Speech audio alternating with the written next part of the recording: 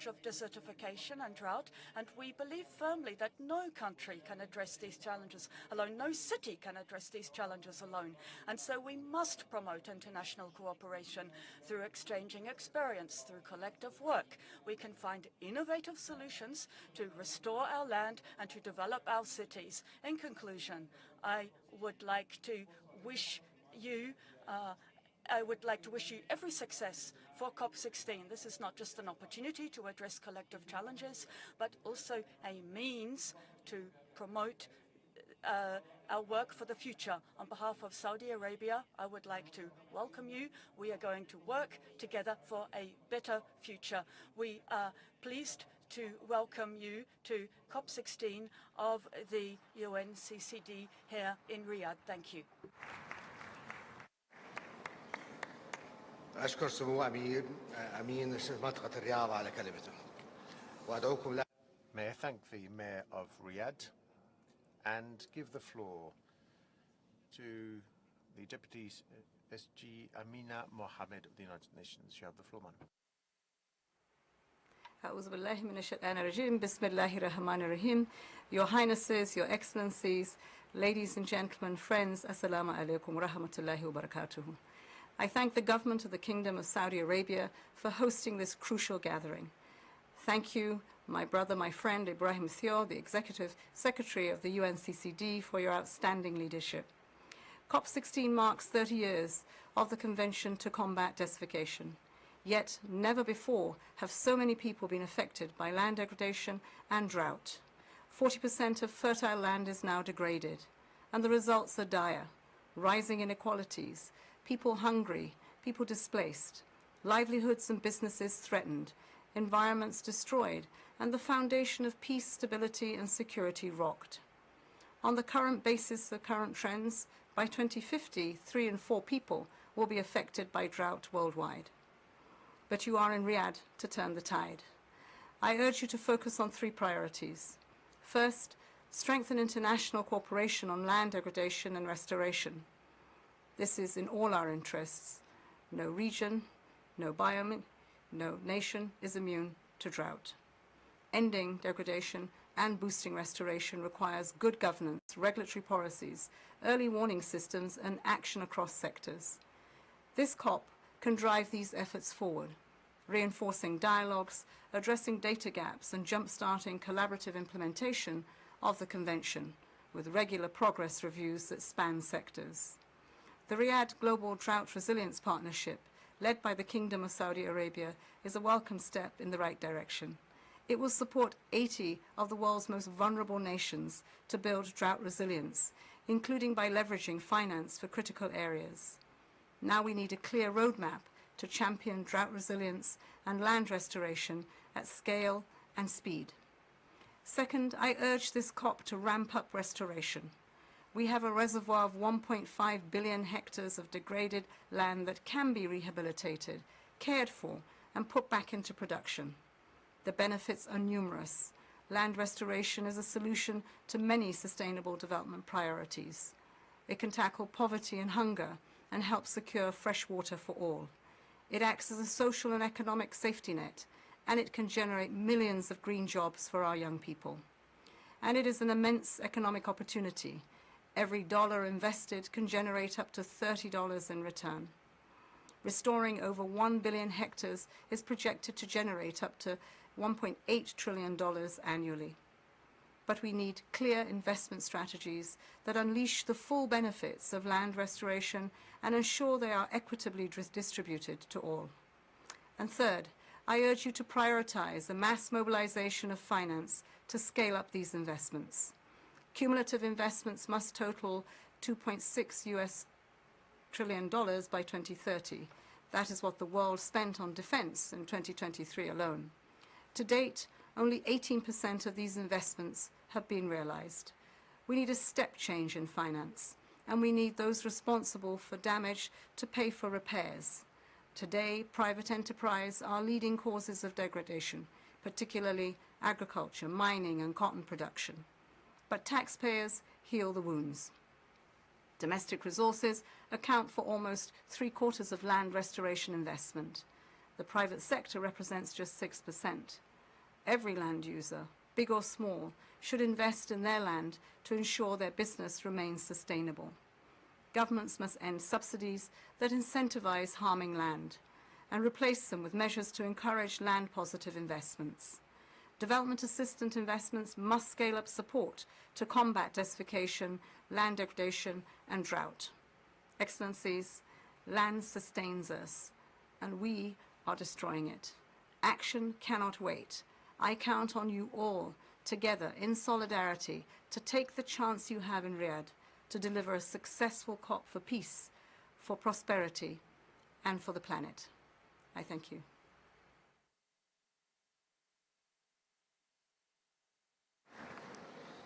أشكر معالي نائبة الأمين العام للأمم المتحدة.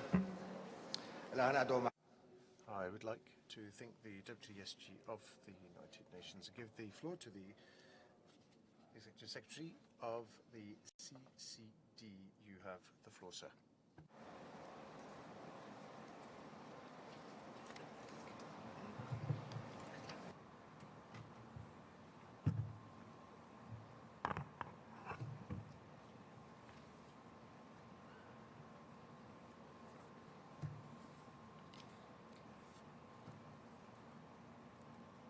Merci, Monsieur.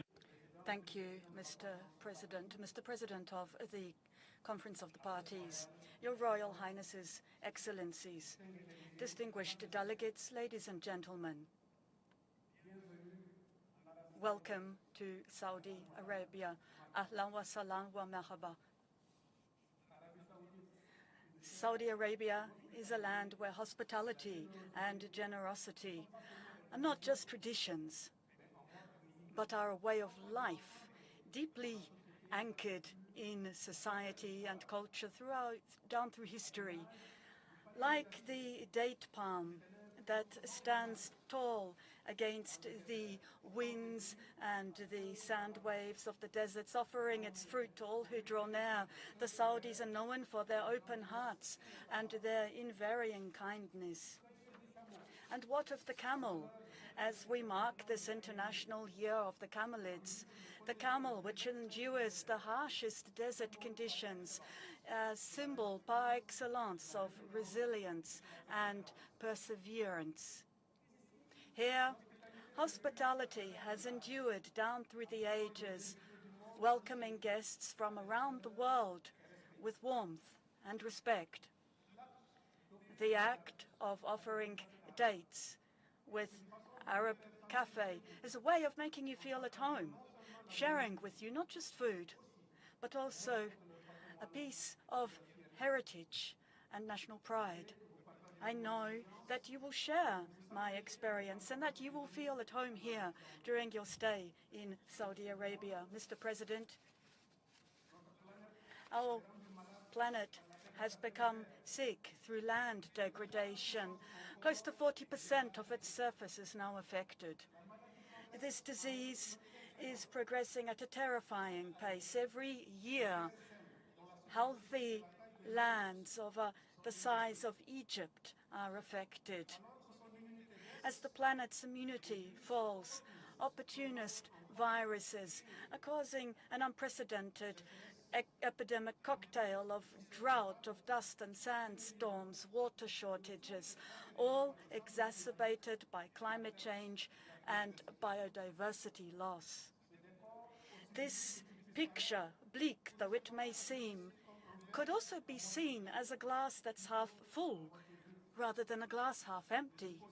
Because we do have vaccines, we do have accessible treatment tools that are affordable. Excellencies, ladies and gentlemen, this is not just the third and final COP under my tenure. It is a pivotal moment. Over the years, we have seen land restoration emerge as one of the most effective tools to address some of the greatest challenges of our time: climate change, food insecurity, economic inequality, forced migration, and even global instability. Together, we have accomplished a lot. However, our work is far from finished. Indeed, scientific evidence is unambiguous. The way we manage our land today will directly determine the future of life on Earth. Land restoration is first and foremost about securing the foundation of our economy, security, and humanity. In this regard, I would like to express my deepest gratitude to the Kingdom of Saudi Arabia for its vision and leadership in elevating the global land restoration and drought resilience agenda. Whether through the G20, hosting this landmark COP and building its legacy, or the Saudi Green Initiative, or again, most recently, the Middle East Green Initiative. The UNCCD call to address desertification, land degradation, and drought is no longer a whisper. It is being recognized at the highest levels of global decision-making, signaling a global recognition of its transformative power. We have seen how the land and drought agendas have been at the core of important discussions, not only at the UN General Assembly, but also at the G20, the G7, the BRICS, the World Economic Forum, and the Arab Coordination Group, to name just a few. Major large-scale land restoration and drought initiatives such as the Great Green Wall in Africa, the G20 Global Land Restoration Initiative, the International Drought Resilience Alliance have built their approaches on the foundations laid by the UNCCD parties. We are glad to note the powerful impacts of our COPs, both in India, under the initiative of Prime Minister Narendra Modi to restore 26 million hectares, and in Cote d'Ivoire, with the Abidjan Legacy Program of President Alassane Ouattara, costed at $3 billion. We welcome and applaud the important Saudi-led legacy of COP16 that will be unveiled today and tomorrow. These efforts have generated political momentum and a broader understanding that addressing land degradation goes beyond ecology. Land restoration is primarily about nurturing humanity itself. And that is what COP16 is all about. I recall visiting the haunting expanses of the Aral Sea, once the world's fourth largest freshwater lake, shared by Kazakhstan and Uzbekistan. Standing here, where life was once flourished, I saw a barren wasteland, an environmental disaster of unimaginable scale. It was a poignant reminder of what is at stake. Every second, somewhere in the world, we lose an equivalent of 4 football fields to land degradation. Land and soil loss are robbing poor families of nutritious food and children of safe future. Land degradation aggravates poverty, disrupts food security, impacts health, and even forces families to migrate. It is the land and soil beneath our feet that grows the cotton for the clothes we wear, secure the food on our plates, and anchors the economies we rely on. The cost of land degradation seeps in every corner of their lives. They see the rising prices of groceries and unexpected energy surcharges, and in the growing strain on their communities. I have spoken to farmers, mothers, and young people who are living this reality every day. Their resilience is inspiring, but their struggles remind us that land degradation and drought do not recognize borders.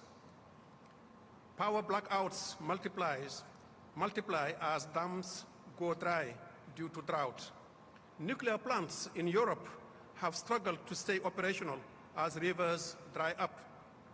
Global supply chains falter in the Panama Canal due to insufficient water, or in the Suez Canal when sand and dust storms make navigation difficult.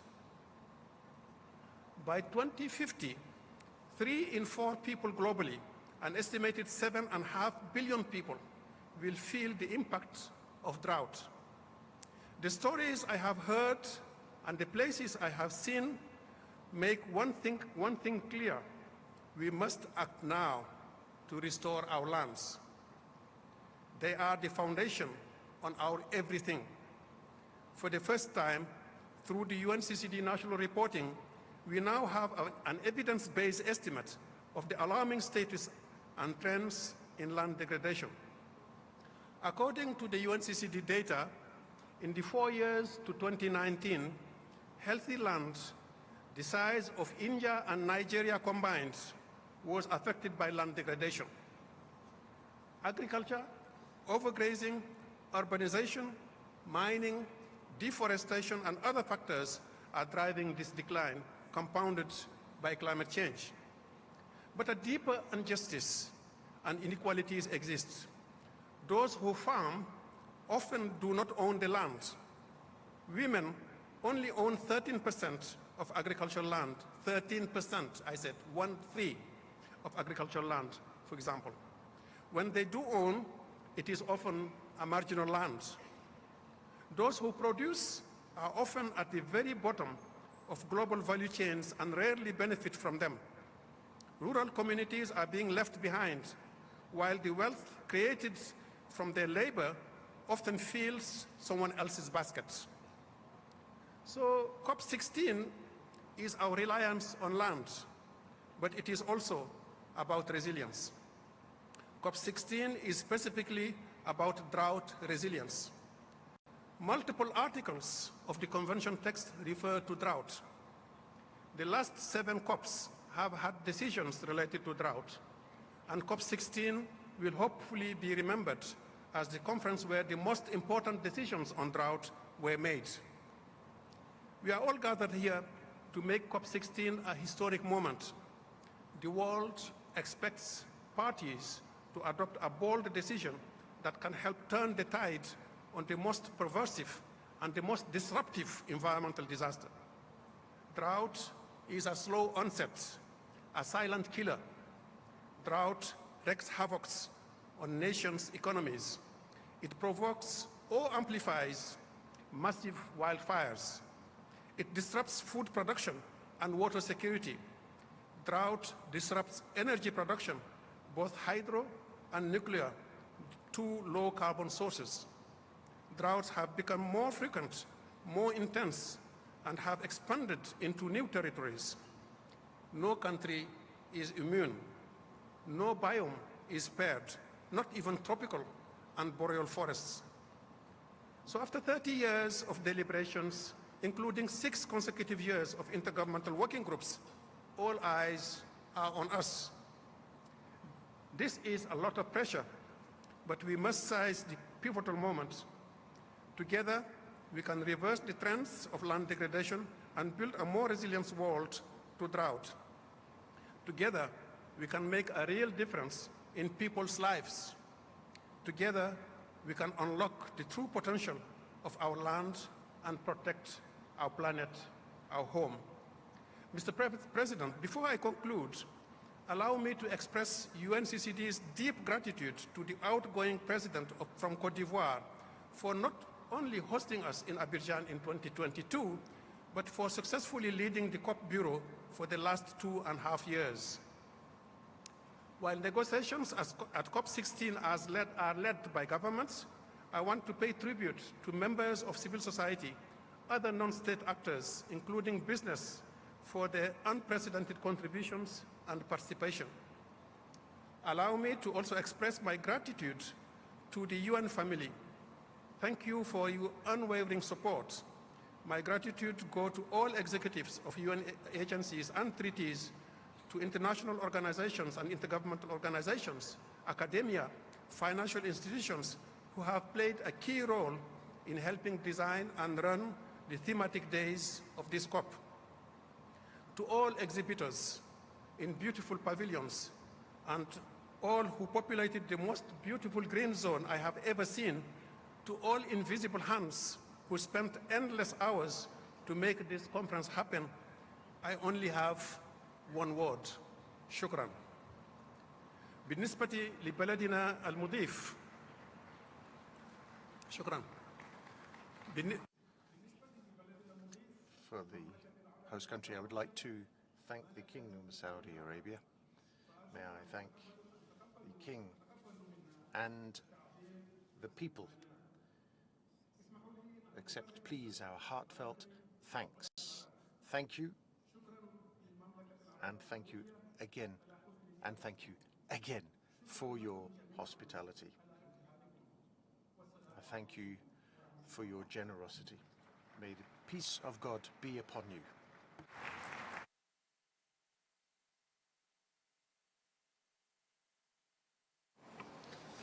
أشكر معالي الأمين التنفيذي لاتفاقية الأمم المتحدة لمكافحة التصحر. I thank the Executive Secretary of the Convention for his statement. We shall now hear the introductory statements, opening statements, beginning with the statement by the Prime Minister of Mongolia, who is the host of COP17.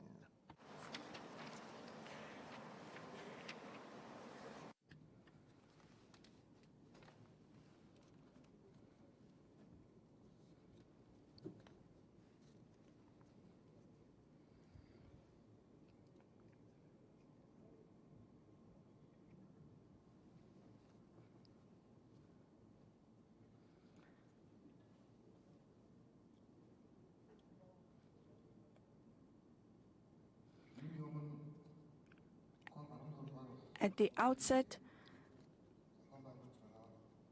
I would like to thank the United Nations, Mr. President, as well as the presidents of COP16, COP17, and all the distinguished guests and delegates who have gathered here from all over the world in unity to protect our Mother Earth from climate change and desertification. Ladies and gentlemen, good morning to you all. At the outset, I would like to underscore that it is an honor for Mongolia to take over the responsible relay of the host of the 17th session of the Conference of the Parties of the United Nations Convention to combat desertification from the Kingdom of Saudi Arabia. Indicating our commitment and attachment of high significance to the organization of the conference, as the head of government, I am participating in this conference along with members of our preparatory working group. I am delighted to visit the Kingdom of Saudi Arabia, a country with a centuries-old rich history, for the first time as the Prime Minister of Mongolia. Our nation is renowned for its empire history, ancient nomadic civilization, clear blue skies where mighty falcons race their speed, and vast green steppes where swift horses race their power. In this regard, Mongolia is close to the Gulf countries in terms of customs and traditional mindset.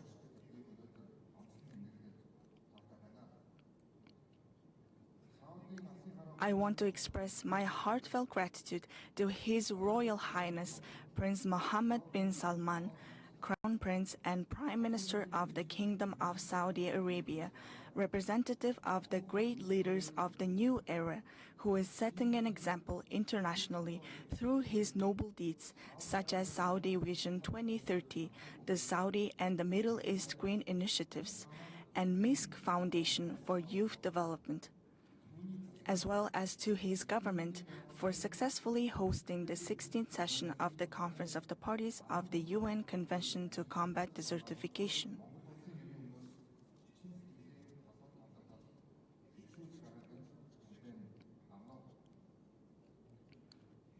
Ladies and gentlemen, climate change and desertification impact every country and our citizens' daily lives.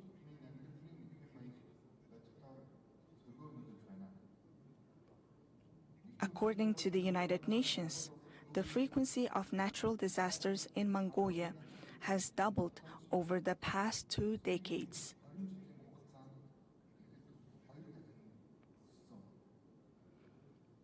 To name just one example, last winter we witnessed the heaviest snowfall Mongolia has experienced in the past 50 years, triggering harsh drought that killed millions of livestock of our herders who live in close harmony with our Mother Earth. And the previous summer saw severe floods in over 50 years. This has a great impact on the livelihoods of our citizens, and we notice and experience such cases daily in every country in the world. Indeed, land is the future. Hence, this conference is being held under the theme, Our Land, Our Future.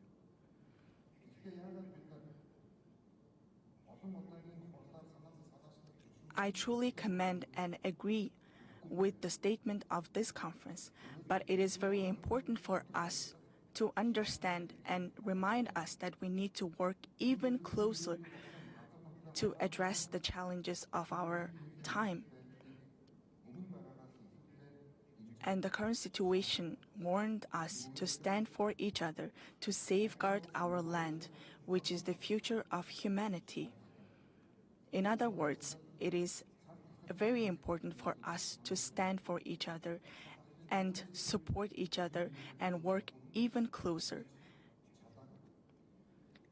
Especially, I would like to mention the pandemic, which has warned us the important time that we have to stand together. Therefore, I call for convening the next conference under the spirit of one for all for one. It is a spirit of enhancing cooperation and support integrity among other nations. Mongolia also proposes an initiative to establish a global coalition for future rangelands and pastoralists during the 17th session of the Conference of the Parties to the UN Convention to Combat Desertification.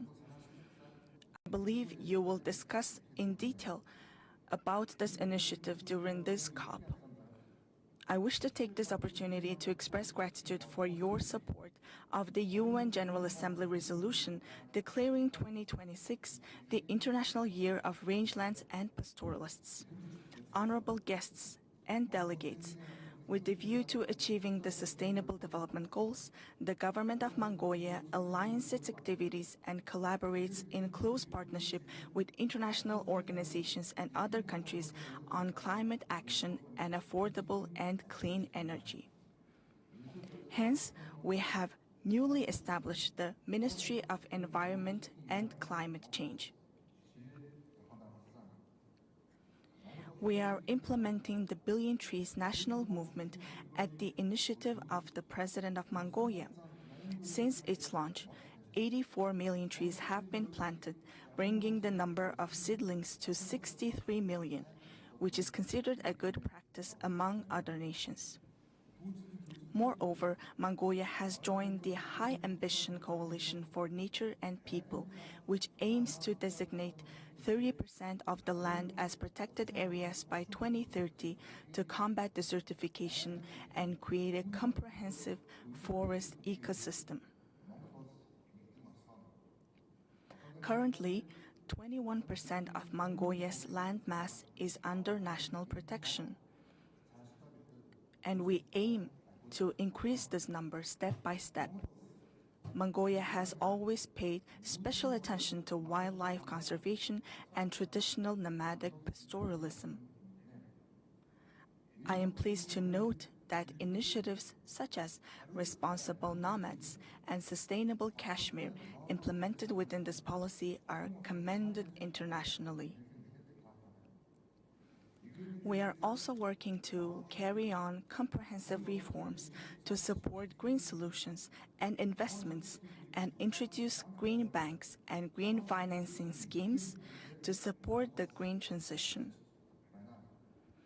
In this framework, we have launched a project finance for permanence called Eternal Mongolia in collaboration with international nature conservation organizations. I also wish to inform you that we have agreed with the government of the People's Republic of China to establish the Mongolia-China Desertification Prevention and Control Cooperation Center in Ulaanbaatar. Furthermore, it is extremely important to implement large-scale clean energy projects to reduce the impact of climate change and carbon emissions. We praise projects like NEOM and Masdar implemented in the Gulf countries.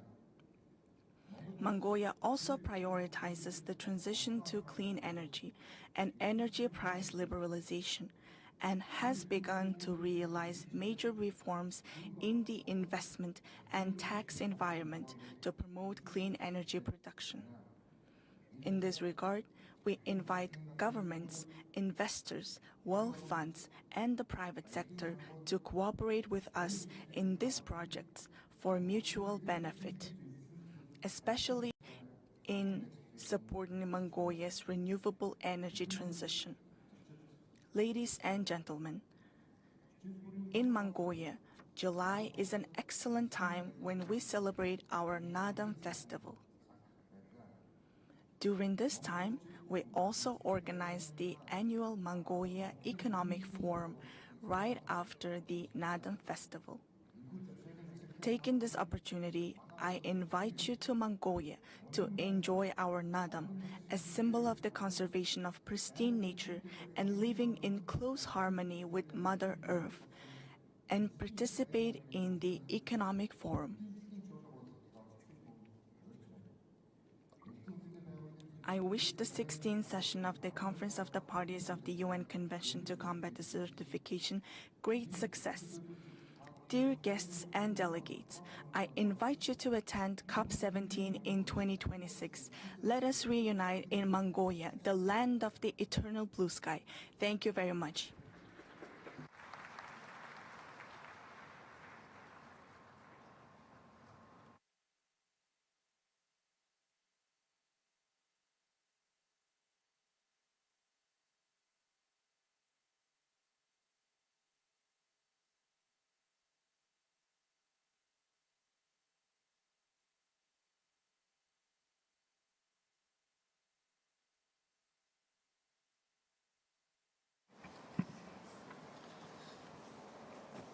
أشكر معالي رئيس وزراء جمهورية منغوليا على بيانه.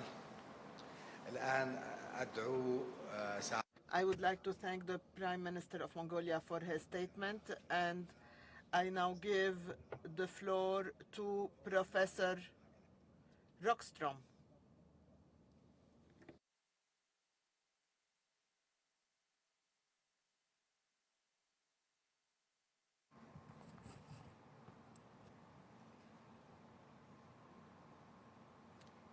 Your Excellencies, heads of the delegation, colleagues, friends of planet Earth, I will give you a scientific update which first and foremost summarizes as follows. For the first time in human history on planet Earth, we scientifically are forced to consider the following risk. We are currently halfway through the decisive decade that very likely will determine the future of humanity for many generations into the future, unless we bend the curves and start truly transforming back within a safe operating space of a resilient and healthy planet. We are today finding overwhelming scientific evidence that we are at risk of destabilizing, of losing resilience and undermining life support at the planetary scale. Now, this is based on overwhelming scientific evidence. The latest finding shows we're following a pathway that will take us to over 3 degrees Celsius of global mean surface temperature rise already by the end of this century. Dear colleagues, this is a path to disaster. It's a place we haven't seen on planet Earth over the past 4 million years. And moreover, the most focus is on phasing out fossil fuels for a safe landing in a decarbonized world economy. But we today know scientifically that that will not be enough.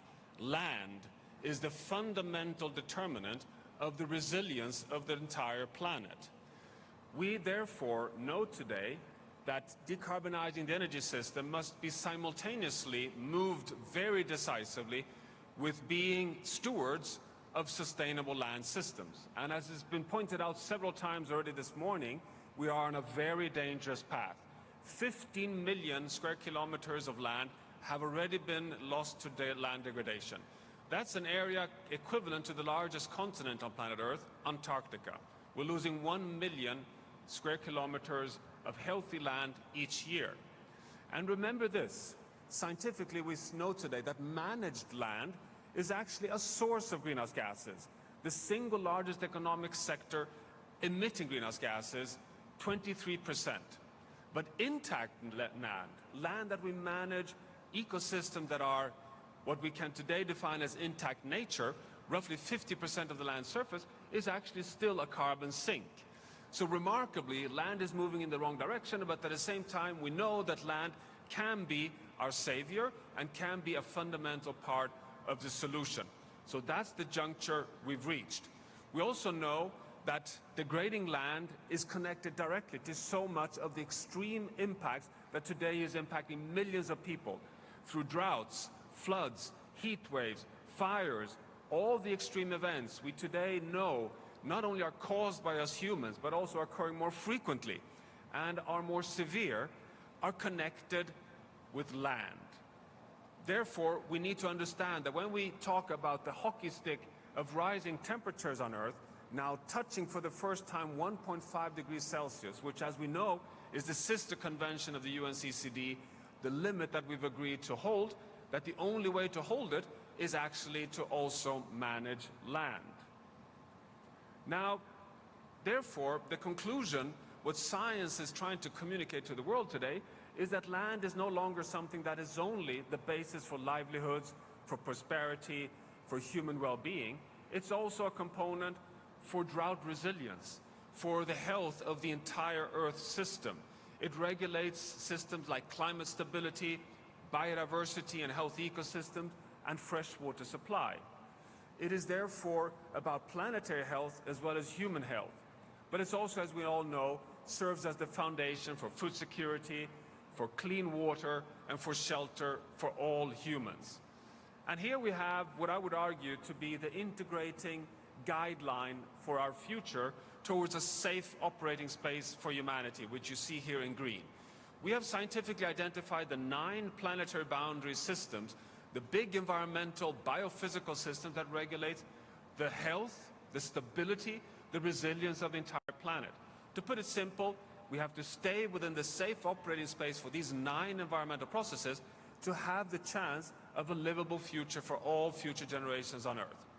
Land is one of them, but land is connected to 7 of these 9 planetary boundaries. It's connected to climate change, to biodiversity, to the bloodstream of the entire planet, the hydrological cycle, the freshwater cycle. Without land, you don't have stable flows of fresh water in groundwater, in lakes, and soil moisture feeding the entire photosynthesis. But it's also linked to the cycles of nitrogen and phosphorus. And it's also linked to air pollutants and novel entities, chemical loading in the biosphere. As you see from this graph, in the latest 2023 update on the health of the entire planet, 6 of these 9 are outside of the safe operating space. Several of them, as you see, are in the red danger zone. What does this mean? It means that we're approaching a point when we cannot exclude crossing tipping points, causing irreversible changes. The message here in Riyadh is the following. All these 6 are connected to land. You cannot get back into the safe space on climate, biodiversity, fresh water, nitrogen, phosphorus without a sustainable, transformative pathway on land. So this is the charge here in Riyadh. That is why we today launched a scientific report, a special report commissioned by the UNCCD on land and pathways towards a safe landing for the whole land sector, building drought resilience, building more sustainable social ecological pathways for land. It requires transformative action, but it also requires taking for the first time, placing land from the local all the way to the global scale. I invite you to the special session we have on this report on Wednesday this week. Here is one example of the finding. We've placed the biggest biomes on planet Earth, which are the big forest biomes, which are fundamental not only for biodiversity, for livelihoods, but also for regulating the climate system. And what you see here is in yellow the forest systems that are in a danger zone. You see the Amazon basin here. You see those systems that are in a high-risk zone. You see the Congo basin. But look also at the temperate forest in Canada. This is something that we're all totally integrated with, and there's no one that we can leave behind on any part of the planet. And I call these today the planetary commons. Land has become a global commons. We all depend collectively on stable land systems. You cannot push land into one domestic domain and think that you can lock yourself out in another corner of the planet. We all depend on each other. We've been mapping the role of land in terms of carbon sequestration, in terms of water regulation, in terms of habitat creation, in terms of nutrient recycling, and mapped for each of these what are the causes behind breaching these safe boundaries. And many of these practices, you all know, it's about unsustainable land management in agriculture, it's about unsustainable infrastructure expansion, it's about overuse of pesticides, overloading of nutrients. These are manageable transitions that can take us back towards healthy land systems. And there's so much at stake. We have science today showing that 50% of the rainfall on land is actually not coming from the ocean, it comes from sustainable land systems. It's green water evaporating from forest systems, from land systems, that generates atmospheric rivers that gives us rainfall downwind. The map you see on the lower left-hand corner here shows for the first time the atmospheric rivers across all land systems on Earth. Just to give you one example, in the Amazon basin is actually exporting fresh water, safe fresh water, to essentially all the neighboring countries on the South American continent. Again, we're all interconnected, in this case via fresh water, but through land. 11 gigatons of carbon dioxide is taken up in intact land systems each year, but you see my warning triangle there. We have the first signs of losing this carbon sequestration capacity. Actually, 20% of carbon uptake capacity on land has been lost since 2015. This is dramatic. This is 25% of our emissions of greenhouse gases, carbon dioxide from fossil fuel burning, is actually buffered from intact, healthy land. And we're destroying that resilience capability. And remember that just in the top 1 meters of soil, you have massive stores of carbon, 1,700 gigatons of carbon, which is more than twice as much carbon than the carbon we have in the atmosphere causing the climate crisis we're in. So what we're talking about here is transformative actions to halt this dangerous path. We're talking about integrated effort where we now have an opportunity to invest in land as part of water security, climate stability, and building social ecological resilience. The UNCCD agenda is at the heart of all these proof points for success into the future. But we need, as incoming COP president also emphasized, regulatory frameworks. Policies that are evidence-based, science bringing forward, policies that can take us in the right direction. Now it's also about equity. You see here we have transgressed 6 of the 9 planetary boundaries linked to land, but the only way to get back is not through technocratic policies only.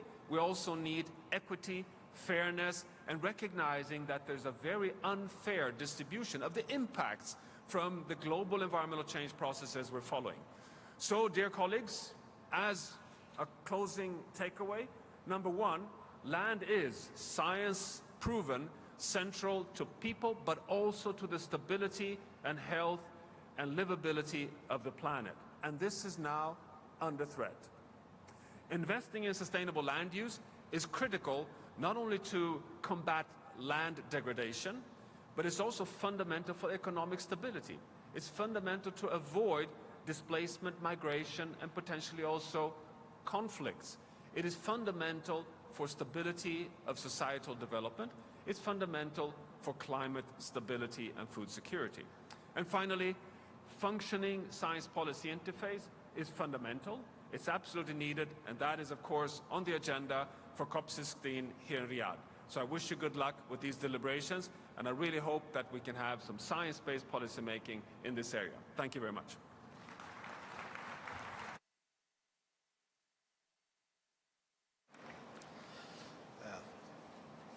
أشكر البروفيسور يوهان. I would like to thank Professor Rockstrom for his report, and it is my pleasure now to announce the Riyadh Global Drought Resilience Partnership, and it is also my pleasure as a president of the COP to deliver a statement on this occasion. Parched fields of Africa to the drying rivers in Asia, the drought crisis touches every corner of the earth. It doesn't care who you are or where you live. It affects us all. Right now, 1 in 4 people live without reliable access to water. That's families struggling to find enough to drink, and communities watching their crops wither. We are losing more than just land. We are losing life itself. And the hardest hit, the world's most vulnerable. 1.8 billion people already living in the shadow of drought, with women and children bearing the brunt of climate-fueled disasters. By 2040, almost 160 million children will be living in a world where prolonged droughts are the norm. Already, the impact is dire. Drought is a driving force behind global instability, conflict, and migration. The number of forcibly displaced people is soaring at an alarming rate, reaching 120 million people in 2024. The current drought response is largely reactive, providing relief only after disaster strikes. Strategic drought preparedness is not just an option, it's essential. In the face of this global emergency, Saudi Arabia is stepping forward, but no single country can solve this crisis alone. The Kingdom is launching the Riyadh Global Drought Resilience Partnership, a transformative initiative uniting nations, communities, and sectors in a global fight against drought. This partnership is building drought resilience in the 80 most vulnerable countries, shifting from reactive relief after drought hits to proactive preparedness long before it occurs. This means strengthening early warning systems, assessing vulnerabilities, and mitigating risks. For every dollar we invest in proactive readiness now, we save 10 in future costs. The Riyadh Global Drought Resilience Partnership will work with governments to integrate drought planning into national policies, with local authorities and NGOs to deliver timely early warnings to communities, and equip farmers and vulnerable groups through drought preparedness training, with research organizations to develop drought-resistant crops, and with financial institutions to provide drought insurance and invest in water infrastructure. Through these collaborative efforts, the Riyadh Global Drought Resilience Partnership aims to minimize the disastrous impact of drought globally. The path forward is clear. Our world cannot wait. It is time for governments, businesses, nonprofits, financial institutions, and individuals to rise to the occasion and act for our land, for our future, for every life that hangs in the balance.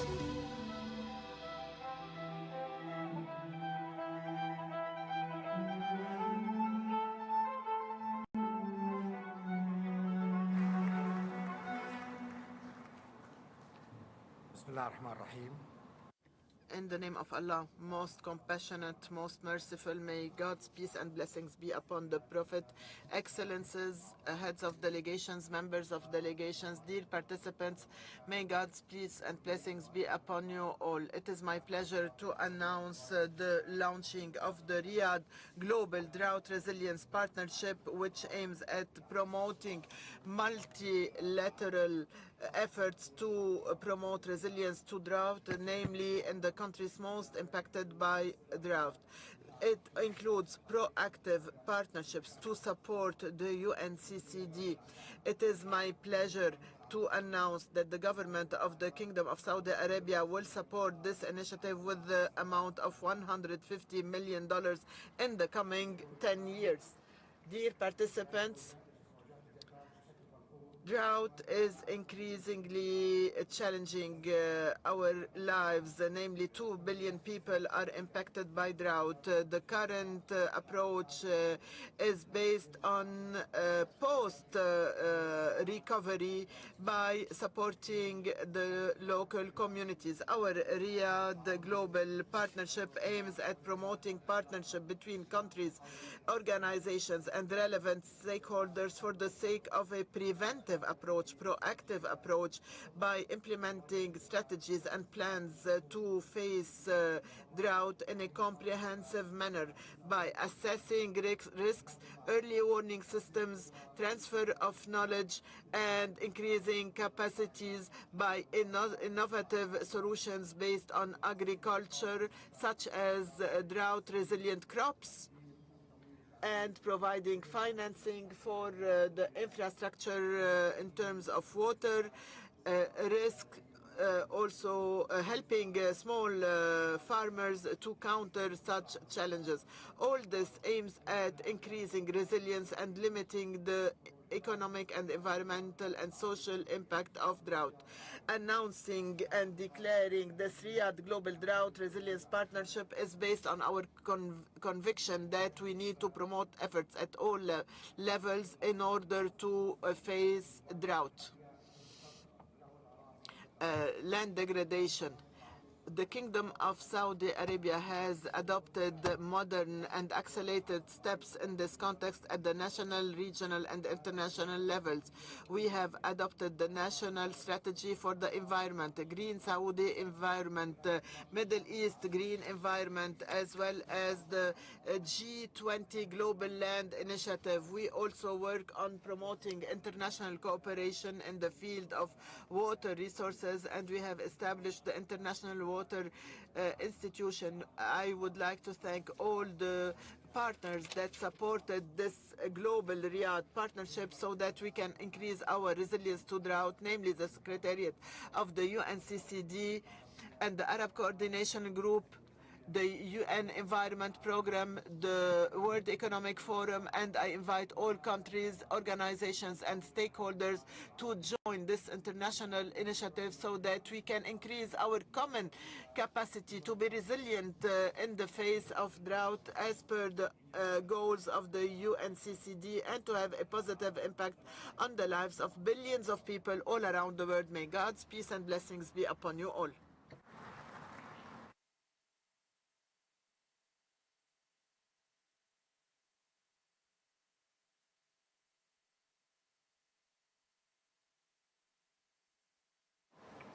نستمع الآن لمعالي الدكتور محمد الجاسر رئيس البنك الإسلامي Now I would like to give the floor to the President of the Islamic Development Bank, who will speak on behalf of the Arab Coordination Group.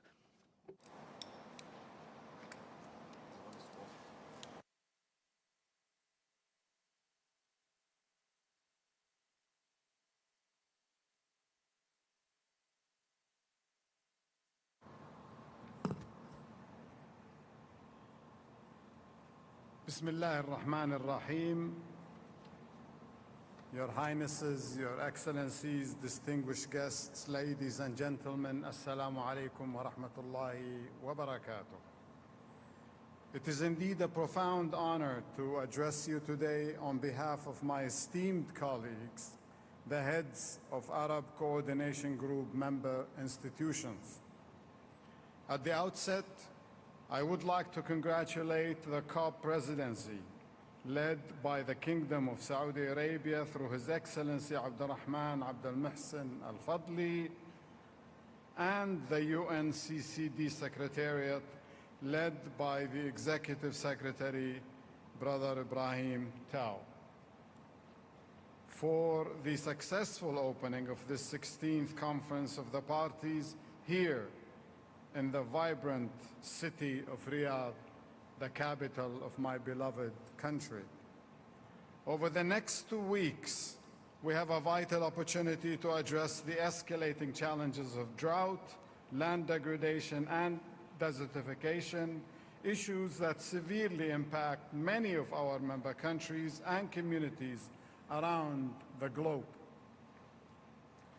These polycrises, compounded by the interconnected threats of poverty, climate change, and loss of biodiversity, risk deepening fragility and undermining sustainable development.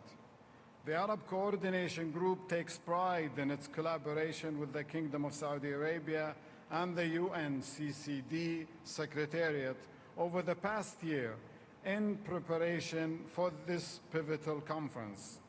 We reaffirm our commitment to this partnership, not only throughout COP16, but also in the years to come. Our focus remains on providing robust knowledge, technical expertise, and financial resources to governments, the private sector, and the local communities. We will prioritize shifting the paradigm from reactive responses to proactive resilience-building measures. Tomorrow, the Arab Coordination Group institutions will announce their collective commitment to addressing the global challenges of land degradation, desertification, and drought as integral components of their development operations. In closing, I would like to emphasize that the magnitude and urgency of these challenges demand collective action. We must unite as a global community, forging partnerships that mobilize resources and deliver meaningful impact where it is most needed. Together, we can drive a just, fair, and inclusive transition towards a sustainable future for both people and planet Earth. Let's unite in a joint fight against the dreadful 3Ds: drought, desertification, and land degradation. Wassalamu alaikum wa rahmatullahi wa barakatuh.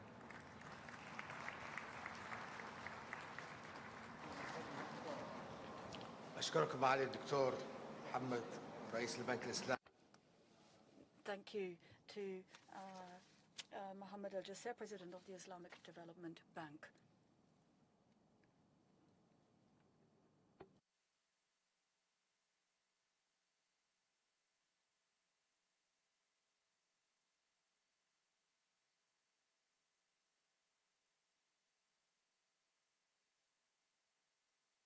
بسم الله الرحمن الرحيم. الكلمة الآن.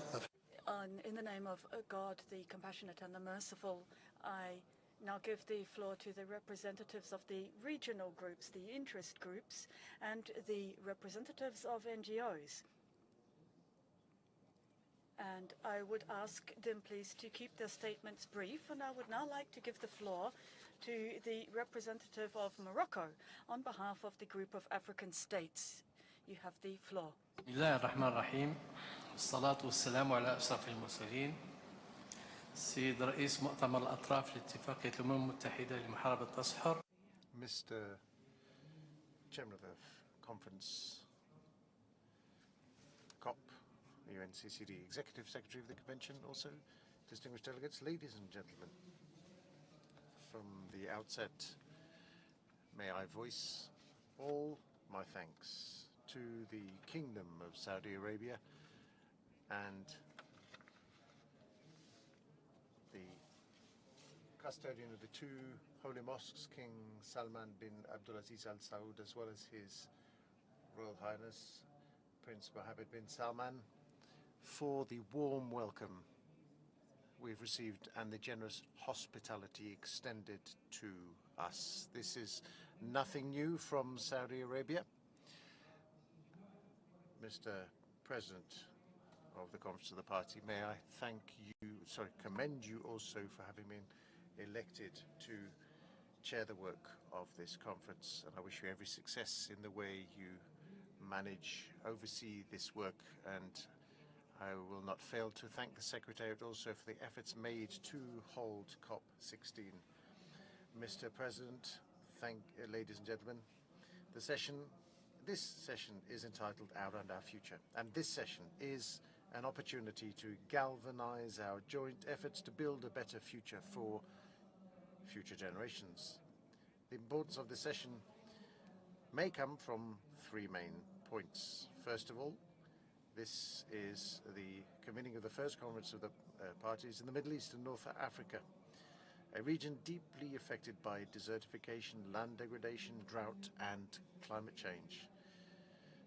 Also, we gather as we need to strengthen our economic and environmental resilience strategies at the regional and the international levels at a time when land degradation is accelerating at an alarming rate in all regions of the world.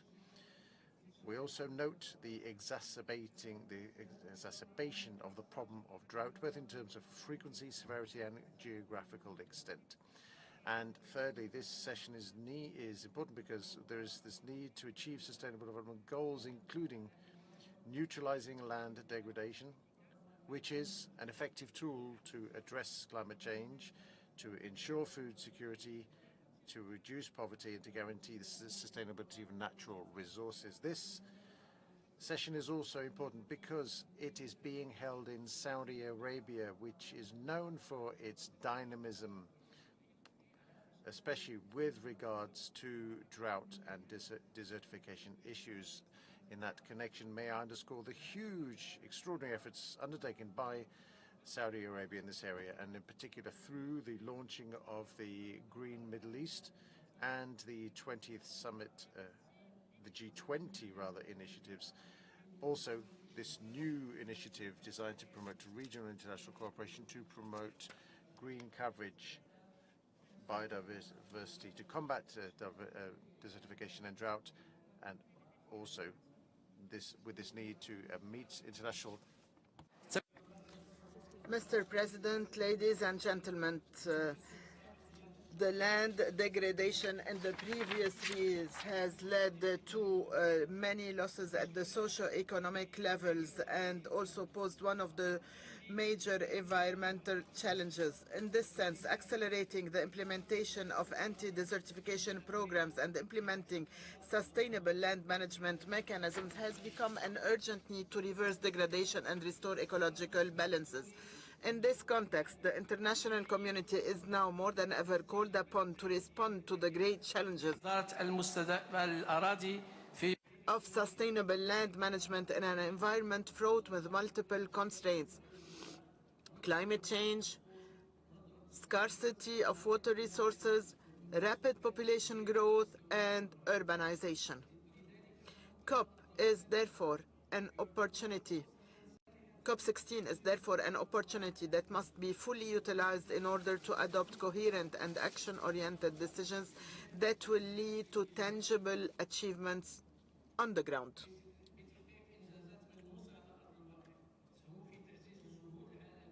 And this will help international efforts to face environmental challenges and ensure sustainability of resources.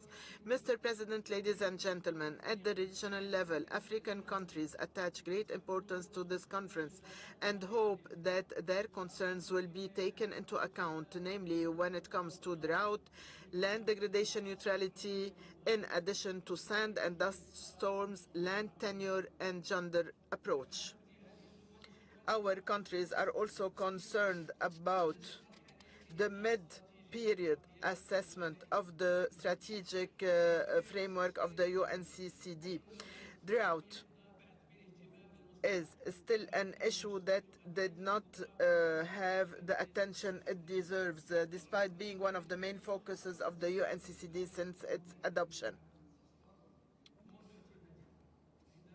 That's why it is important to give it the strategic priority and to manage it in an effective manner. In this regard, African countries believe that the adoption of a legally binding protocol on drought under the UNCCD umbrella will be the best way to draw attention to this phenomenon and to address it in an integrated manner that includes all the central pillars, such as the legal, institutional, and governance framework, as well as financing mechanisms.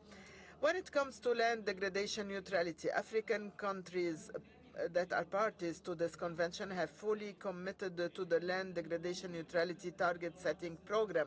Since the adoption of this program in 2015, we have taken many steps for its practical implementation, including the preparation of transformative projects that remain subject to the mobilization of necessary financial resources to activate them. However, many challenges still stand in the way of achieving land degradation neutrality by 2030. As to the means of implementation, the financial aspect is an essential element for the implementation of the provisions of the Convention. In this context, I would like to reiterate the thanks and gratitude of the African Group to the financial partners for their efforts in the field of financial support for combating desertification. However, we as African countries believe that this funding falls short of the current challenges and that the pace of mobilization should be commensurate with the declared ambitions and objectives. The midterm evaluation of the UNCCD strategic framework is an opportunity to identify the positive results achieved and to work on consolidating them, as well as identifying shortcomings and ensuring that they are addressed and overcome. Mr. President, ladies and gentlemen, the African Group wishes your Conference of Parties success, and we believe that your joint efforts should lead to determined actions in order to fill the gaps and in order to build a better future for our humanity. Finally, I would like to express my gratitude to the African Group for putting its confidence in the Kingdom of Morocco to preside the African Group for 2 COPs, and we are also hosting the Regional Coordination Mechanism for Africa. This shows that my country is committed to the African joint action and to promoting the effective implementation of the convention at the national and regional levels based on the guidance of His Majesty King Mohammed VI. May God assist him. Thank you, Mr. President. شكرا. والآن ندعو ممثل الاتحاد الأوروبي لإلقاء. Thank you. I give the floor to the representative of the European Union. Thank you very much, Honorable COP President, Excellencies, distinguished delegates and representatives. It is my great honor to deliver this statement on behalf of the European Union and its 27 member states. We would like to express our gratitude to the authorities and the people of Saudi Arabia and Riyadh for hosting the 16th session of the Conference of the Parties of the United Nations Convention to Combat Desertification, and all the efforts made to organize this conference, which is an important milestone in our joint commitment to protect our planet and our people. This year, as we celebrate the 30th anniversary of the Convention, this Conference of the Parties must continue to foster action to conserve and restore land, promote sustainable land management, achieve land degradation neutrality, and address the challenges of drought through enhanced resilience and integrated risk management.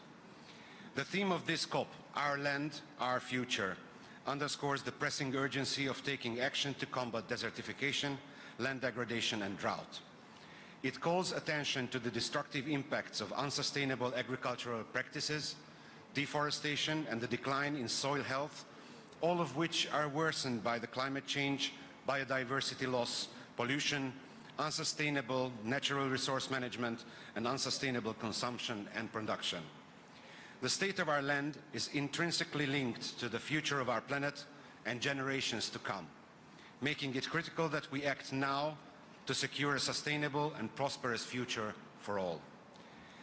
The European Union and its member states welcome the enhanced interlinked approach and would like to highlight the unique opportunity presented by the so-called Rio Trio, that is the 16th session of the COP to the Convention on Biological Diversity, the 29th session of the COP to the United Nations Framework Convention on Climate Change, and the present COP, taking place back-to-back this year.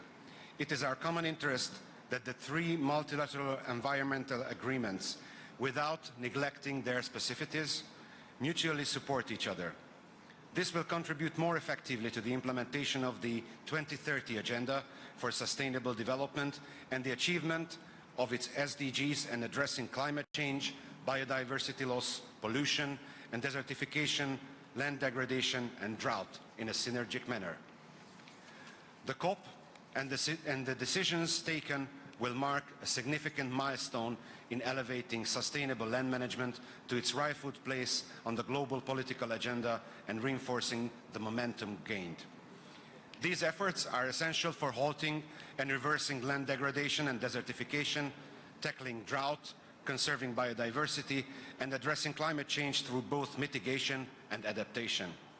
Furthermore, they represent a cost-effective approach to achieving a green recovery and fostering sustainable development for all.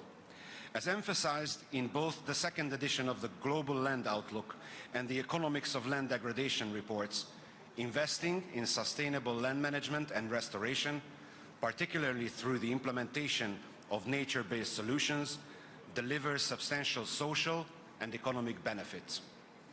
We will work with the Convention that the COP will draw significant attention from the global community to the growing challenge of drought. Drought risks are exacerbated by climate change and unsustainable land and water management practices. Unfortunately, the most valuable members of our societies are often the ones most severely affected.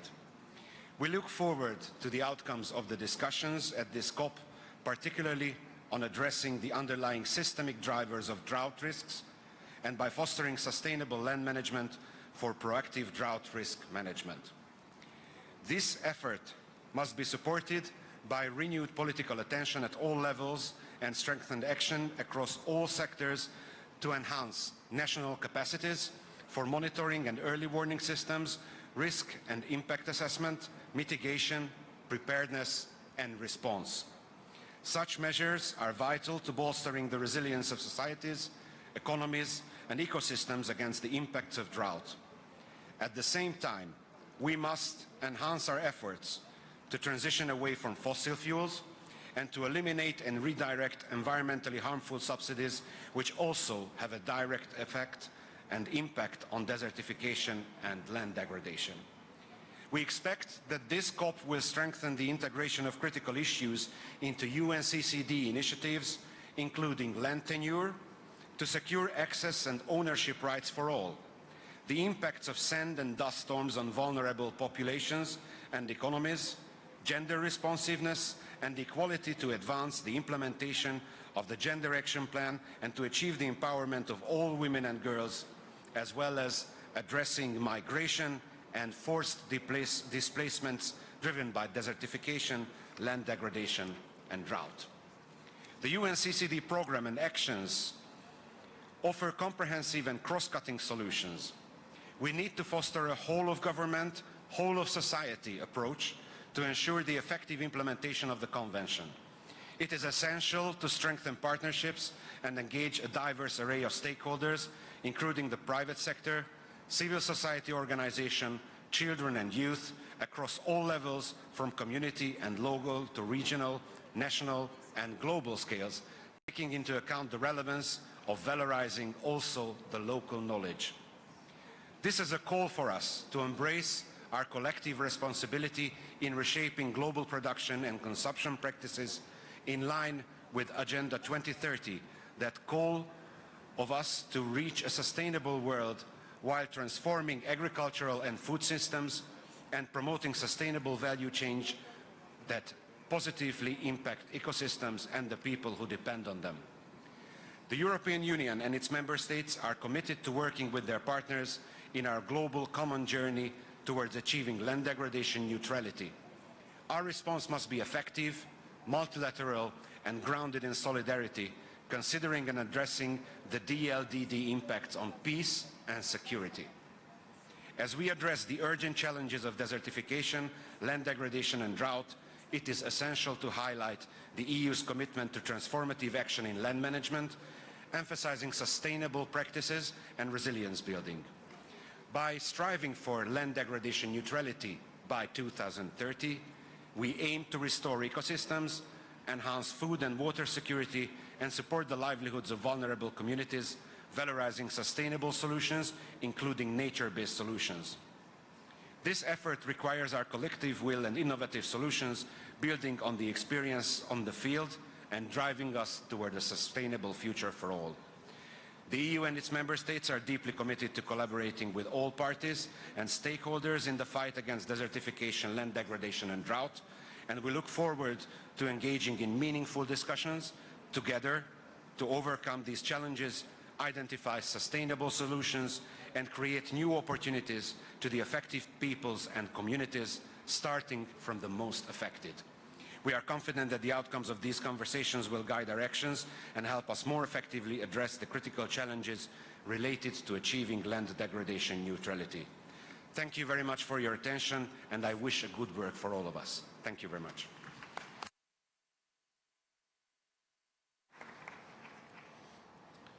والآن أدعو ممثل بوتان.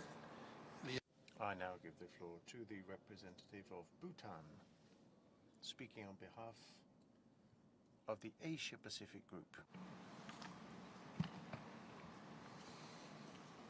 Mr. President, Executive Secretary, Excellencies, distinguished delegates, ladies and gentlemen.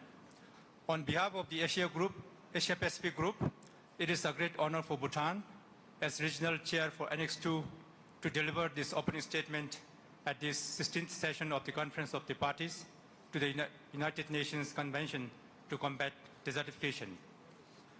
The Asia-Pacific Group would like to begin by expressing our sincere gratitude to the people and the government of the Kingdom of Saudi Arabia for generously hosting COP16 in Riyadh, the first UNCCD COP hosted in the Middle East and North Africa region, and for raising the ambition to make it the largest and most inclusive COP to date.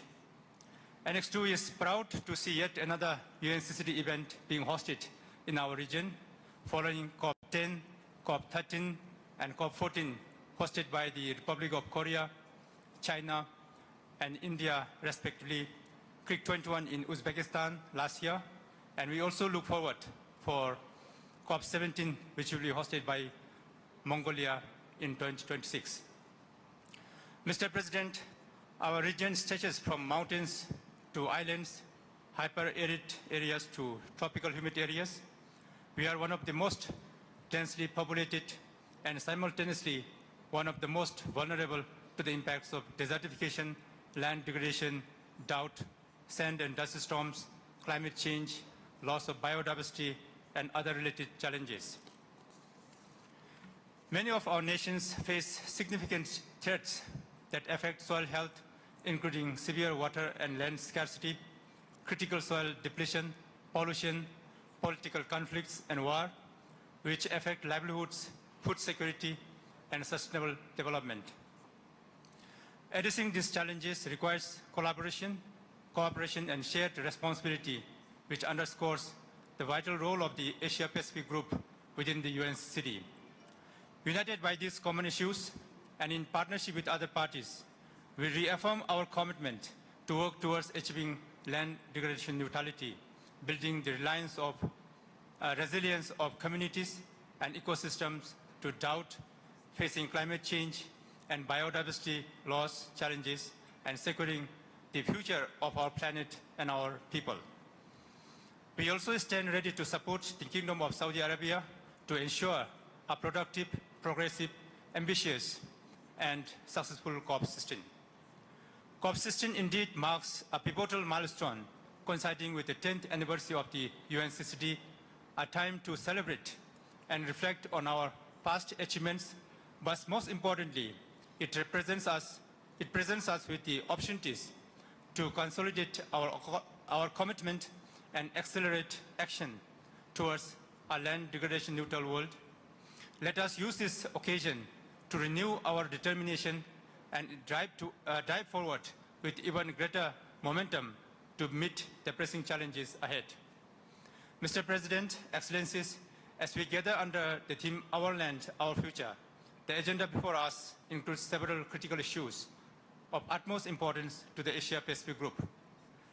Desertification and land degradation remains a persistent issue threatening millions, and we look forward to robust discussions tailored to the specific context of Asia-Pacific countries to reverse this trend and achieve our LTN targets to promote sustainable land use for food security and addressing climate change and biodiversity loss. Drought is an urgent crisis growing across our territories that demands strengthened national capacities and regional collaboration to enhance proactive drought preparedness and response strategies and mechanisms. We welcome the work of the Ideology on Drought for its insightful report and policy recommendations and invite parties to further explore new measures to effectively manage and mitigate drought. Sand and dust storms continue to be a significant hazard impacting our region and beyond, exacerbating health, agriculture, economic, and environmental challenges, making coordinated actions more essential than ever. We stress the value of learning from the work of the Ideology on midterm evaluation of the 2018 to 2030 strategic framework. As parties, we must ask ourselves what can be changed, improved, redirected in order to more effectively implement the Convention, guide our priorities, and drive impact through 2030 and beyond. The UNCCD serves as our primary framework for addressing the challenges outlined above. In order to deliver on this, it is essential that we enhance its operational capacity and provide the necessary resources to be able to assist member countries in effectively planning and scaling up their efforts to meet the LTN targets where required.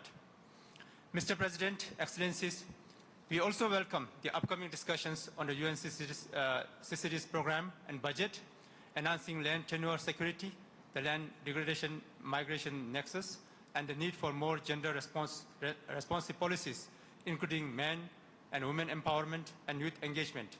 Each of these is intrinsically connected to the challenges of desertification, land degradation, drought, sand and dust storms, requiring our collective commitment and action. Overall, achieving our restoration goals requires wider and equal access to sustainable land management technology, financial support, and additional resources. We call on the Global Mechanism, the Global Environment Facility, and other funding institutions to further support parties in an inclusive manner to secure and mobilize more resources for the implementation of the Convention, including setting LDN national voluntary targets and making use of LDN fund and other funds to assist the unlocking financing from other financing sources. We invite all parties to support enhanced cooperation and technology sharing on a voluntary and mutually agreed basis and regional and global levels to accelerate restoration efforts and promote sustainable land management across the region.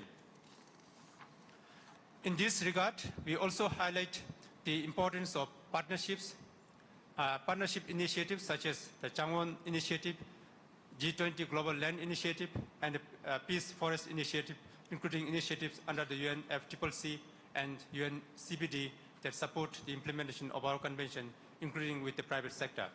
Mr. President, Excellencies, we have a comprehensive and ambitious agenda before us.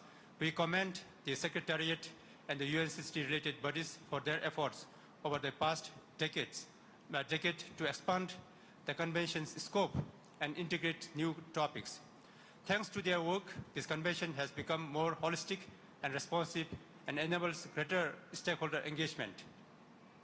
We are mindful that the Secretariat can only function effectively with appropriate resources, and this is possible through a balanced budget and work program.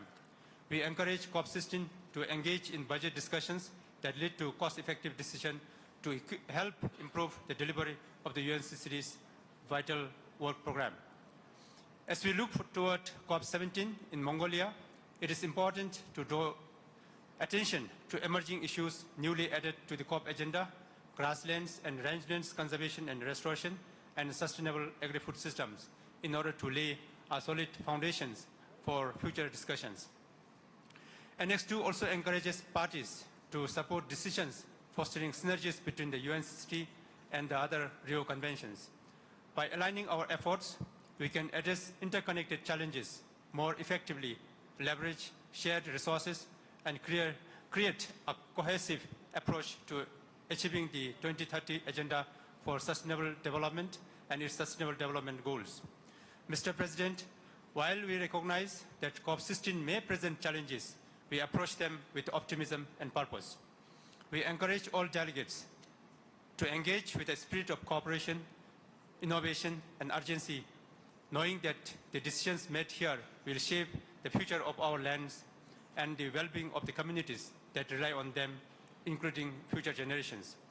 Let us seize this opportunity to turn our plans into concrete actions to foster transformative change on the ground and to build a more resilient and sustainable future. We look forward to a productive and meaningful discussions throughout this conference. Thank you, Mr. President.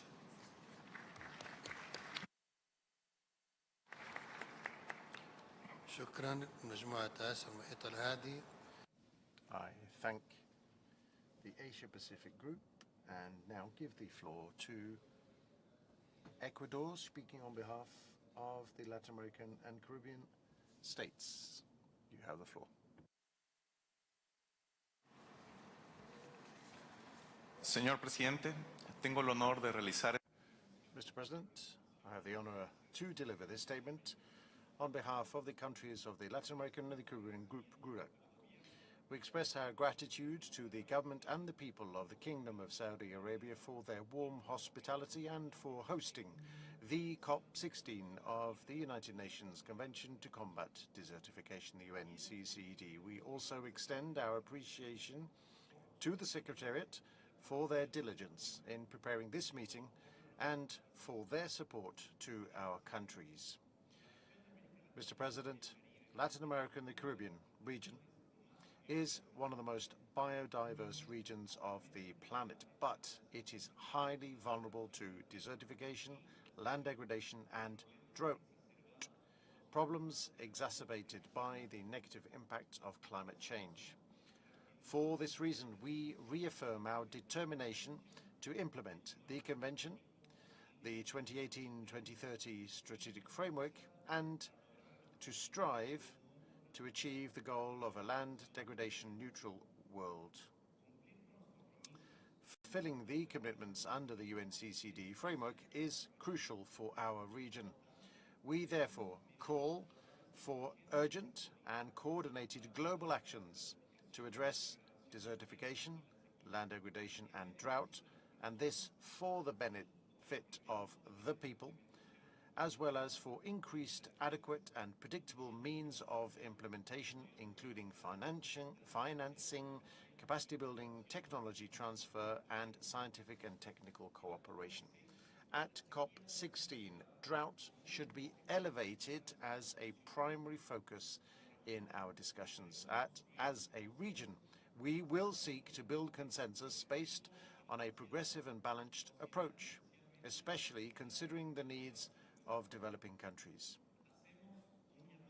We call for political recognition, for urgent actions, for global partnerships, for access to increased financial resources, and robust, agile, and adaptable decisions tailored to the specific circumstances of each country. Given the urgency of the need for action, we support an agile instrument, preferably not legally binding, an instrument which is adaptable to all countries.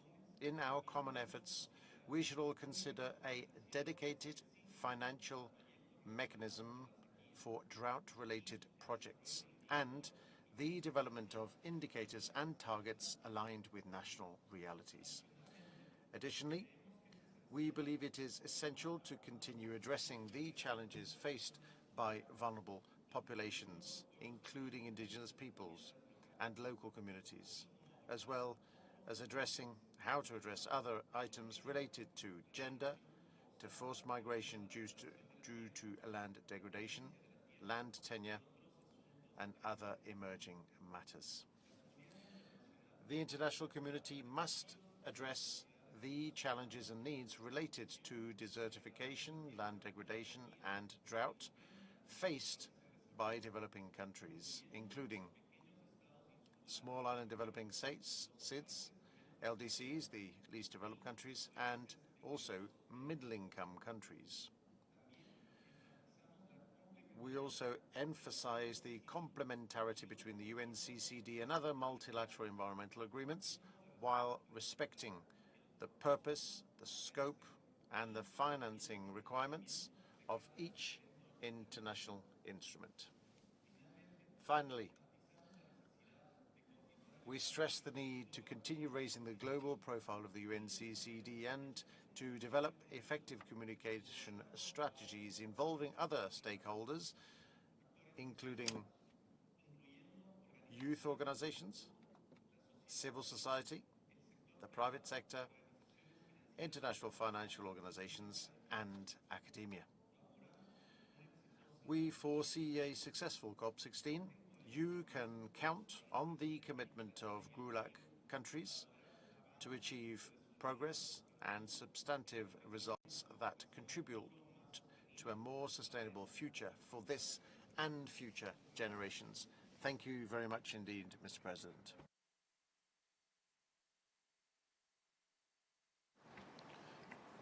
أشكر الإكوادور ومجموعة دول أمريكا اللاتينية. I would like to thank you for this statement on behalf of the group of Latin American and Caribbean states, and I would now like to give the country to I would like to give the floor to for a statement on behalf of the Regional Implementation Annex for Central and Eastern Europe. Thank you, Mr. Chair, Mr. Executive Secretary, Mr. Chair, Excellencies, distinguished delegates and representatives from intergovernmental and non-governmental organizations. It is an honor to speak on behalf of the Annex 4 and its 12 affected country parties. We would like to express our deepest appreciation to the Kingdom of Saudi Arabia and the city of Riyadh for hosting the 16th Conference of the Parties of the UNCCD and to the Secretariat of their tireless efforts in organizing this event. Over the past few years, we have faced immense interconnected global challenges and crises which demand urgent action, making this COP a watershed moment to reaffirm our commitment to combating desertification, land degradation and drought, and enhancing our efforts to achieve land degradation neutrality in line with Agenda 2030, as well as reaffirming our efforts to support other countries in these endeavors. It has become increasingly clear that land-based solutions play a pivotal role in addressing ongoing environmental crises and challenges, considering also their social and economic implications, especially regarding the people's well-being. It is a matter of fact that in our region, desertification, land degradation, droughts, and extreme weather events, particularly devastating floods, continue to pose major threats to ecosystems, economies, and communities. The rising intensity of these challenges and crises requires proactive, innovative, and science-based solutions to restore the balance between land, water, climate, and human development. In this context, the Annex 4 countries recognize the vital role of the UNCCD in fostering international cooperation. We welcome the agenda of COP16, including the focus on drought, sand and dust storms, land tenure, and gender, together with enhancing our efforts to reach LDN. We particularly welcome the efforts made by the UNCCD Secretariat and the Global Mechanism to promote gender equality and the empowerment of all women and girls in the implementation of the Convention, considering the crucial role of women and reaching these objectives. Furthermore, Annex 4 countries emphasize the importance of increasing the level of involvement and participation of youth, CSOs, private sector, indigenous peoples, local communities, and other relevant stakeholders, as well as media through respective engagement plans and specific strategies. Therefore, we convey their appreciation to the efforts of UNCCD Secretariat and the global mechanism so far. We also welcome the report of the Intergovernmental Working Group on the midterm evaluation and trust that its insight will guide us towards globally beneficial solutions and the more effective implementation of the Convention and the more effective achievement of its strategic objectives. Annex 4 welcomes the deliberations on leveraging synergies between the UNCCD and its sister conventions, including through the Rio Trio initiative and other relevant streams, as well as other related processes such as G7 and G20, UN Water and UN NFF. As integrating land, biodiversity and climate action can foster cross-sectoral collaboration, leading to more impactful efforts and invite to adopt effective plans and programs to promote these synergies at national level, involving also NFPs and STCs. One of the key concerns of Annex 4 remains the growing frequency and severity of droughts.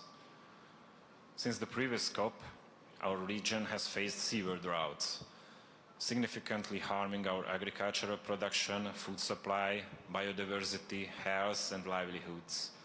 The Intergovernmental Working Group on Drought has made notable progress on this issue, but further action is necessary at this COP to adopt a set of instruments that could enhance drought management and governance at all levels.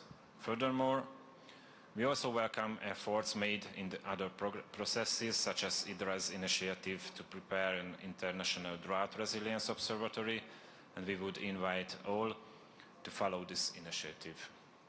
In line with the COP16 agenda, Annex 4 countries are working on scaling up technologies and mechanisms for sustainable land management while promoting climate resilience, biodiversity conservation, and sustainable agriculture. Furthermore, we are committed to enhancing our regional coordination on key priorities such as drought preparedness and wildfire management. Therefore, we welcome the efforts of the Business of Land Initiative and the Sustainable Land Management Business Forum. We are also keen to further explore opportunities for cooperation to strengthen global solidarity and promote effective solutions. Our region has witnessed the benefits of coordinated actions through public-private partnerships and transboundary collaboration, yet much remains to be done. In conclusion, the challenges we are facing are vast and unprecedented, and their trends should be considered. COP16 is our chance to reinvigorate the momentum needed to achieve people and planet well-being and ensure that leave behind a legacy of sustainability for future generations. Yet, the Northern Mediterranean region stands ready to work in solidarity with all parties to combat land degradation and build resilience to drought. On behalf of the Annex 4, we reaffirm our commitment to the objectives of the UNCCD and look forward to productive discussions toward a more sustainable and equitable future. Thank you for your attention, and I wish us all a successful and impactful COP16.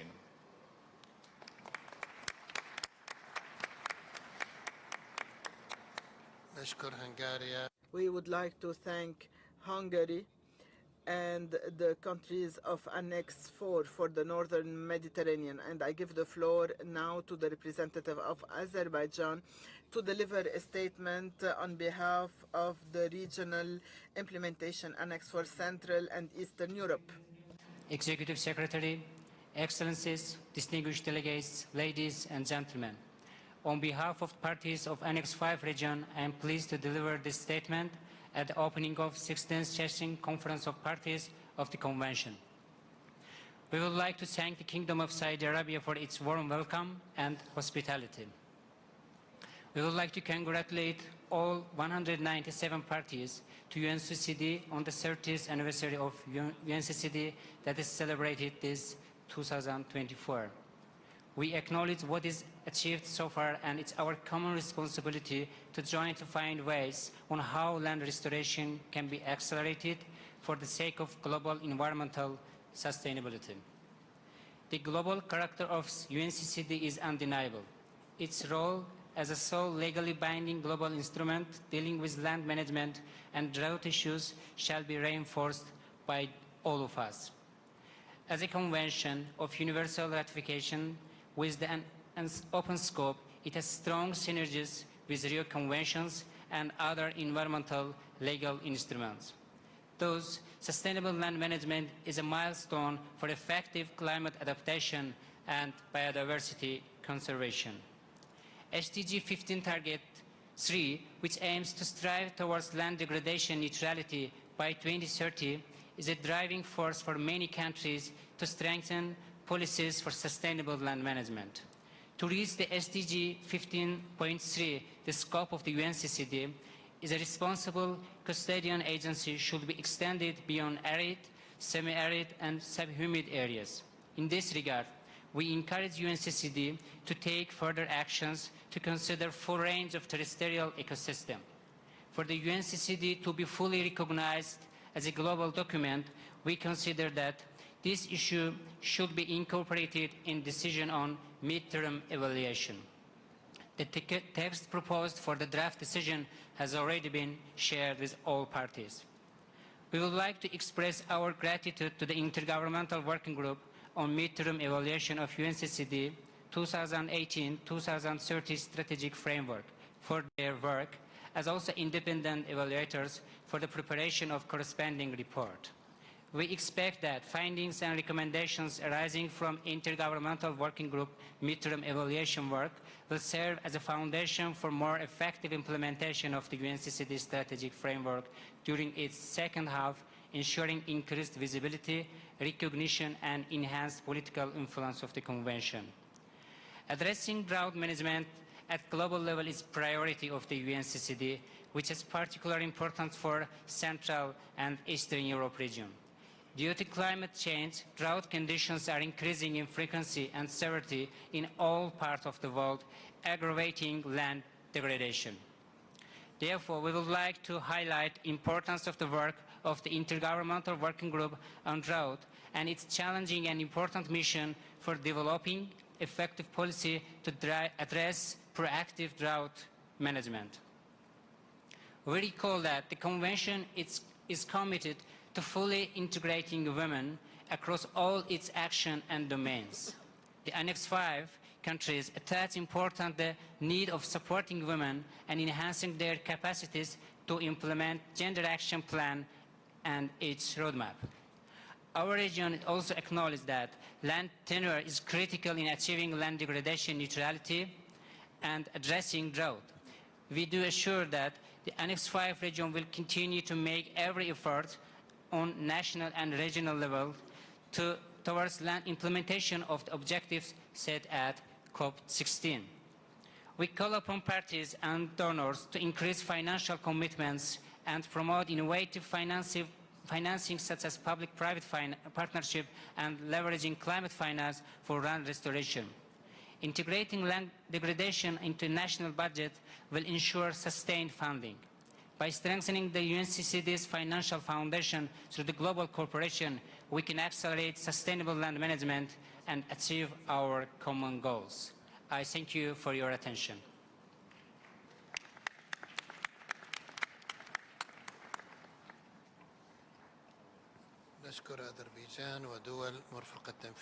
We would like to thank Azerbaijan and the countries of Annex 5 for Eastern and Central Europe. I give the floor now to Mrs. Thanayat Naim Sati from ECO Climate Organization to deliver a statement on behalf of the CSOs. Bismillahir Rahmanir Rahim. Assalamu alaikum. Thank you, Chair, Excellencies, distinguished delegates, and colleagues. On behalf of the accredited civil society organizations, women, youth, and indigenous peoples attending UNCCD COP16, we extend our deepest gratitude to the Kingdom of Saudi Arabia for hosting COP16 and to the UNCCD Secretariat for its steadfast leadership. This COP takes place at a pivotal moment when the global community faces severe and interlinked challenges of land degradation, desertification, biodiversity loss, and climate change exacerbated by conflicts. These issues disproportionately affect women, youth, indigenous peoples, pastoralists, and local communities, who despite facing these hardships remain a vital source of transformative solutions. We stand united in calling for ambitious and inclusive action at COP16. The meaningful participation of women, youth, indigenous peoples, pastoralists, and local communities in decision-making at all levels must be institutionalized. Their insights and lived experiences are critical for shaping policies that effectively address land degradation and promote sustainable land management and restoration. To this end, we urge parties to strengthen efforts to implement COP14 Decision 26 on land tenure by allocating adequate resources for capacity building and knowledge sharing among policymakers, land administrators, civil society organizations, and local groups. Integrated approaches to land restoration and management must remain a priority. We call on parties to adopt agroecological and agroforestry approaches, support community-led conservation initiatives, and end subsidies for harmful practices such as unsustainable agriculture, extractive industries, and water-intensive activities. Recognizing the interconnectedness of land systems with climate and biodiversity action, we urge greater harmonization of efforts under the UNCCD, UNFCCC, and CBD frameworks to ensure coordinated and impactful outcomes. Innovative and equitable financing is critical to empower local communities and scale up restoration initiatives. Public financial resources, small grants, and fiscal incentives must be mobilized to support locally led actions that enhance resilience and combat desertification. Transparent and inclusive monitoring systems are equally important, incorporating gender and age disaggregated data on tenure rights to enhance accountability and ensure equitable outcomes. We also call for all countries to report on UNCCD relevant SDG targets and integrate these indicators into praise.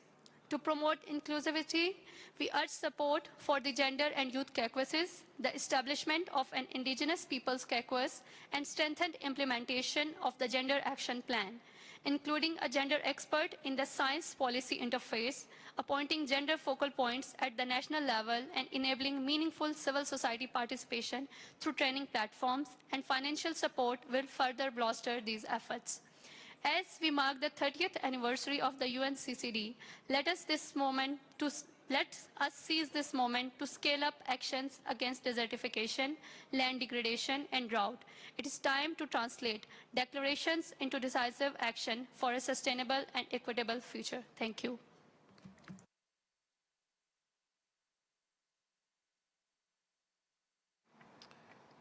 نشكر السيدة نهايات ونشكر منظمات المجتمع المدني. I'd like to thank you speaking on behalf of the civil society organizations, and I'd like to thank the civil society organizations taking part.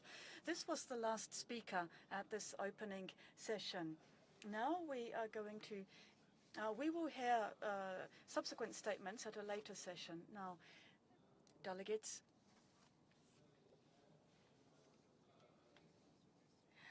following consultations, it's my understanding that we are going to establish a Friends of the Chair Group to work on a ministerial declaration. This will be the Riyadh policy declaration, the outcome declaration of this COP.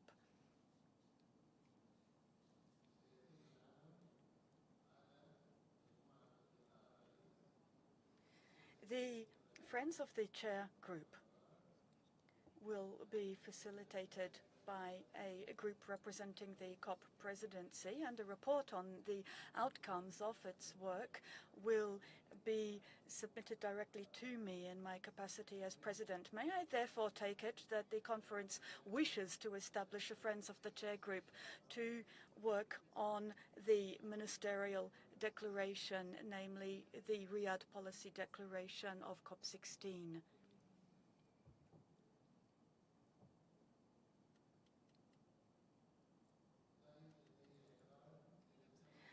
I hear no objection.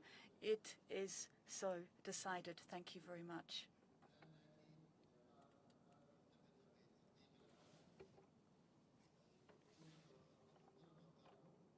Now they've got two. Which is working? We're now going to close the program of this meeting, and this afternoon, the ministerial declaration that is from Geneva to Riyadh and beyond, promoting the international and national policy tools for a proactive approach designed to manage drought. Now, that meeting is taking place at 2 p.m. in the plenary. Sorry, in the main meeting room. That is the plenary held in the main meeting room. So the plenary will continue as of 3 p.m. in the plenary.